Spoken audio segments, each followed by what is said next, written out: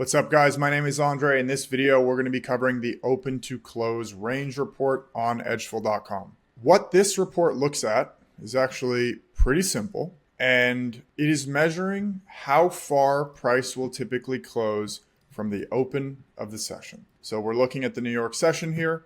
What I want to know is right now I have my threshold, my customization set to 1%. What I want to know is how often does price close within 1%, and we're going to build an indicator for this, so don't worry, it'll automatically do this for you.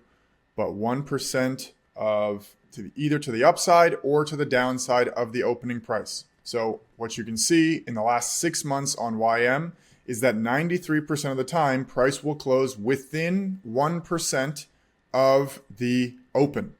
So right now, as you can see right here, I have all days green or red included. So that means this day would obviously fall into this category here within 1%. It did not close outside of 1%. I'll try to find a pretty extreme example here so you guys can see. Okay, perfect. So what you can see here is the open. What we can do is go over here plus 1%. And now obviously price closed in this session outside of this 1% threshold.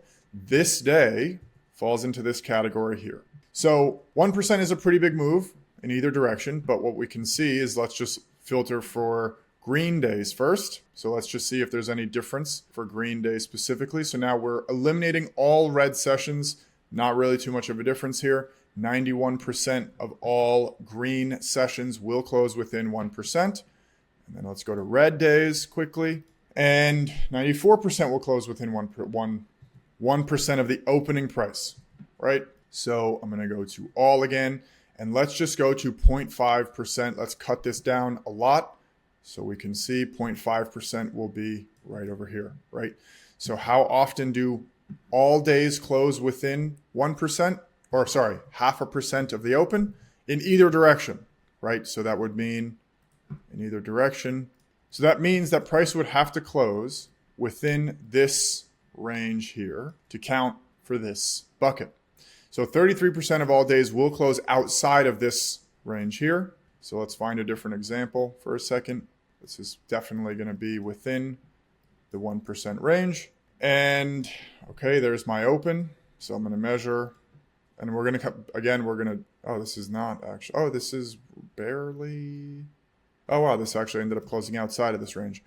But we're going to do an indicator for this so it'll plot it for you. But what you can see is that 66% of the time, price is going to close within this area on the day. So now let's filter for green days again to see. It's a little less likely that a green day is going to close within that range. And then let's look for red days. So now you can see, okay, this is actually pretty high, that 72% of red days will close within that 0.5% of the open. So when there's a sell-off, maybe you want to expect a little bit of a bounce by the end of the day. And the way that you want to use this is to have the right expectations of where price is going to close, right? So let's just try this day here. 0.5% from, oh wow, this is actually a perfect day. So 0.5% from the open is right over here. Right, so this is obviously a red day, a red session, as you can see from here to here, right? Red session, price flushes, but at the end of the day, it kind of bounced, right? So you can see it kind of bounced here. It's not going to happen every time, obviously, but you want to expect it to close within this 0.5 range if you think today is going to be a red day, right? So you don't want to expect just continuous sell off, sell off, sell off, and close at the lows. You want to expect it to maybe have a little bit of a relief bounce towards the end of the day to close within this area right here.